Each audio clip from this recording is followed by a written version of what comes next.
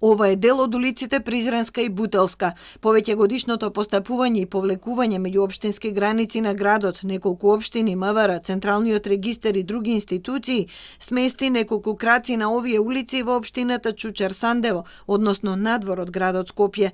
Но 680 жители не ги сменија личните карти и останаа пријавени како жители на општината Бутел. Таму и ќе гласаат на локалните избори, иако живеат во друга општина. Избирачкиот список е заклучен. Вчера беше потпишан, а двајца членови на ДИК не сакаа да го потпишат изводот на списокот во овој дел. Дали 700 луѓе ќе гласат и за градоначалник на град Скопје и градоначалник на Бутел, или дали ќе имаме легитимен градоначалник на град Скопје. Може тој ќе е легален.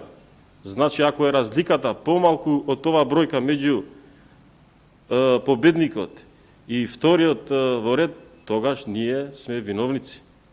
Значи, за ова треба да сноси некој, било тоа ние, кривична одговорност. Од одделението за водење избирачки список вела дека ова не е единствен ваков случај. Стотици граѓани гласаат во друга општина од местото на живење поради грешки со адресите и со имињата на улиците. За да се поправи тоа, секој граѓанин поединечно треба да поведе управна постапка и да ја смени личната карта. Од ДИК велат дека иако се надлежни за списоците, мора да ги почитуваат податоците во личните документи.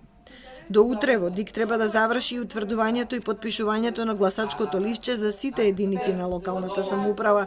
70 од нив веќе се испечатени во печатницата Киро Дандаро и предадени на општинските изборни комисии. Преостанати се десетина гласачки ливчиња за кои се вршат дополнителни проверки за исправноста на имињата на кандидатите кои припаѓаат на заедниците, објаснува председателот на ДИК Александар Даштевски.